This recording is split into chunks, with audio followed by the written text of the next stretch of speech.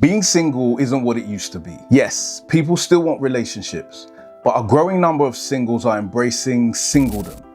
They eat when they want, sleep without an arm in the face, and don't have to guard their food. For the first time in a long time, maybe ever, single life isn't just becoming sustainable, it's becoming attractive. But as a married man, here's what I've been pondering. What happens when being single makes your life so comfortable that the idea of sharing it feels icky? Well, let's talk about that.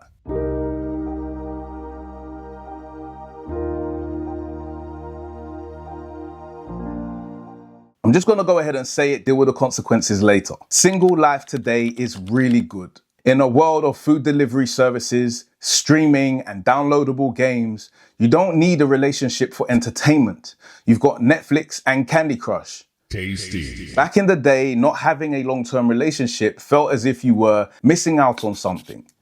But it doesn't feel like that anymore. Being single today can feel like you have your life sorted all on your own. And that changes what used to be simple math into something a little more complicated. If you're single, do you think that the perception of being single has changed? Let me know in the comments.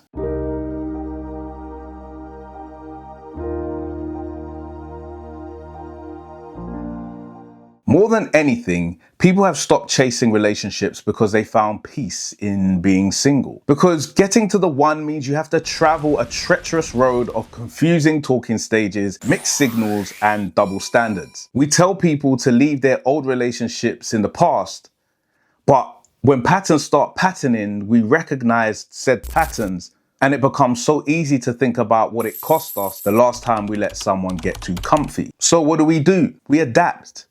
We build lives where nobody can ruin your day with passive-aggressive, I just think it's funny texts. In the land of the singles, there is no need to decode your partner's behavior and wonder whether you've done something wrong or if they're just overwhelmed and not communicating effectively. People don't just get tired of dressing up, going out and having the same conversations that lead nowhere. They're tired of the mental effort of all of it.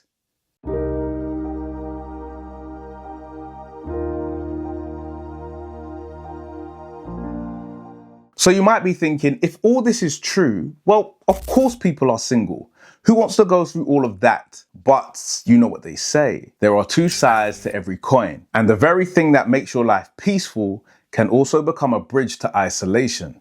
Valuing personal space and fixed routines aren't inherently bad, but these shields protecting you from the chaos of a relationship also protect you from bond building. I don't want any drama can quickly turn into I don't want disturbance. But the very nature of having someone in your life is disturbing. If you're single, a question that might be worth illuminating to ask is whether you want love or intimacy without the need for adjustment. Because if it's the latter, you're asking for a relationship that fits perfectly into a life that you have built by yourself, for yourself. And not even pets meet that criteria.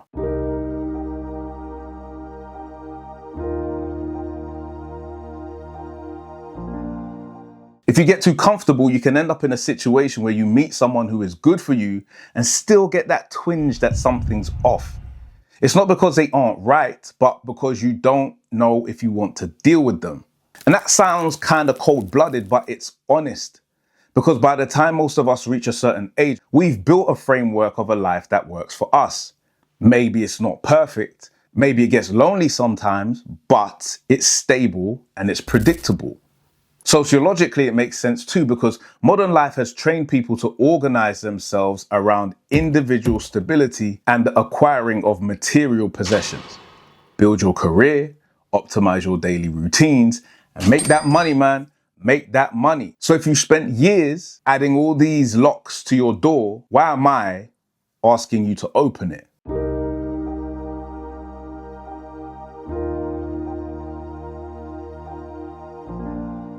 Being single today can be comfortable. And if I have to be honest, there's a beauty in being able to exist in your own space. I suppose the question isn't, can single life be good? Of course it can. But there is a deeper question lurking under that superficial one. And it's this: can a life built around self-protection give you the same depth as a life built around shared intimacy? And that is a little harder to answer because it really does feel different when somebody gets the small details.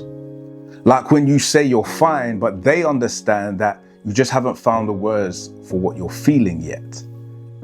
It's someone that you don't have to wear a smile for if you've had a bad day. Because even amongst our friends, we can find ourselves pretending to be okay.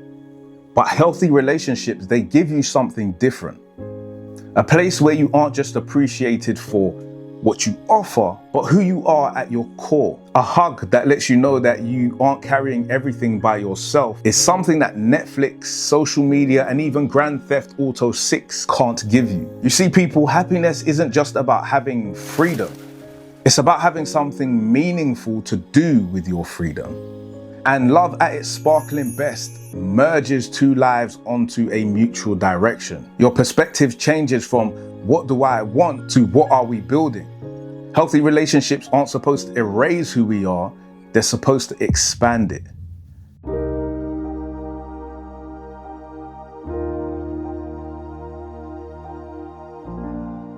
Now, this isn't about lowering your standards or forcing yourself into a relationship that you don't want to be in. I've seen that unfold and it can get really ugly really fast. So I'm not telling you to give someone a chance just because your nearest and dearest want to see you walk down the aisle. That misses the point completely. People might say your standards are too high, but it might just be that you have become so good at protecting your current way of life that you have made it impossible for someone else to shuffle on in and partake in your life experience. But connection requires openness, and that openness means that your life will become a little less neat and tidy. The question for you is, do you have the willingness to be interrupted by something meaningful?